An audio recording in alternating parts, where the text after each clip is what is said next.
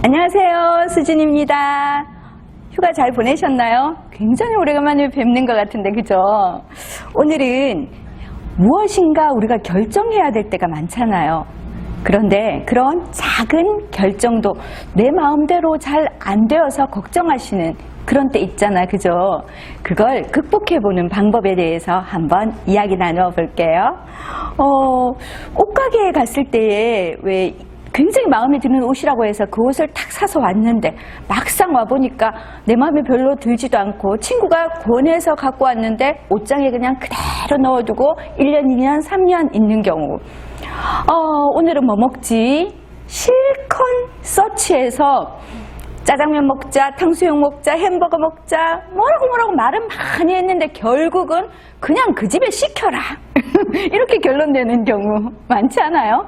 또 우리 왜 여름휴가 때 편안하게 에어컨 틀어놓고 맛있는 거 먹으면서 넷플릭스 한 편 보는 거 어때?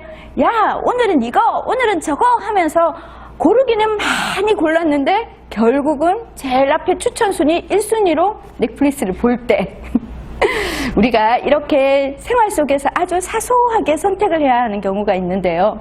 그런 사소한 선택, 이것조차도 내 마음대로 안 되는 사람들이 정말 많대요. 그래서 고민하고 갈등하는 분들이 많다는데 이럴 때 어떻게 하면 좋을까요? 여기에 왜 이렇게 갈등을 자꾸 만들어내는가요? 라는 질문에 여기에 계시는 이 선생님께서 이렇게 말씀하셨대요. 책 속으로 한번 들어가 볼게요. A한테는 그냥 뚝딱 해치울 수 있는 일이 B한테는 죽기보다 어려운 경우가 있는데 결정을 내리는 것도 그 중에 하나이기 때문이다. A는 의사결정이 매우 빠르고 한 번 결정하면 별 의구심 없이 밀고 나가는 유형인 반면 B는 결정장애가 의심될 만큼 결정을 내리지 못하고 뭐든지 상대방이 결정해 주기를 바라는 유형이라고 할 수 있다. 크고 작은 일에 갈팡질팡하면서 결정을 내리지 못하는 사람들은 대개 대인관계 패턴에서 비주장성이라는 척도가 매우 높다. 비주장성이란 자기 주장을 하기보다 상대방에게 맞추어주고 끌려가는 경우가 많은 성향을 뜻한다. 이들이 보이는 대인관계 패턴은 인정욕구와도 관계가 깊다. 상대방을 기쁘게 해서 인정받고자 하는 욕구가 강한 것이다. 그러다 보니 다른 사람의 부탁을 거절하지 못하고 타인의 욕구에 지나치게 민감해서 자기가 원하는 것보다 먼저 상대방의 욕구를 중요하게 생각한다. 그리고 다른 사람의 일에 책임감을 느끼며 도와주려고 함으로써 자신에게 강한 결속을 바라는 성향을 보이는 것도 있다. 이들이 보이는 또 다른 특징은 정보 처리 과정이 건성일 수 있다는 점이다. 유심히 보이는 것 같지만 실제로는 잘 보지 못하고 귀 기울여 듣는 것 같지만 실제로는 듣는 것이 없는 경우가 여기에 해당한다. 일종의 회피 기제를 사용하고 있기 때문이다. 다시 말해서 부정적이거나 잠재적으로 마음이 상할 만한 정보를 적극적으로 피하기보다는 정보가 압축되거나 무시되는 경우가 종종 생겨난다. 따라서 어떤 일을 결정해야 할 때는 막상 제대로 된 정보가 갖지 못해서 그렇게 못하는 경우가 생겨난다. 결과적으로 결정을 내리는 일 자체가 힘들어질 수밖에 없는 악순환이 이어지는 것이다. 왜 결정을 못하느냐? 결국은 우리 사람들이 제일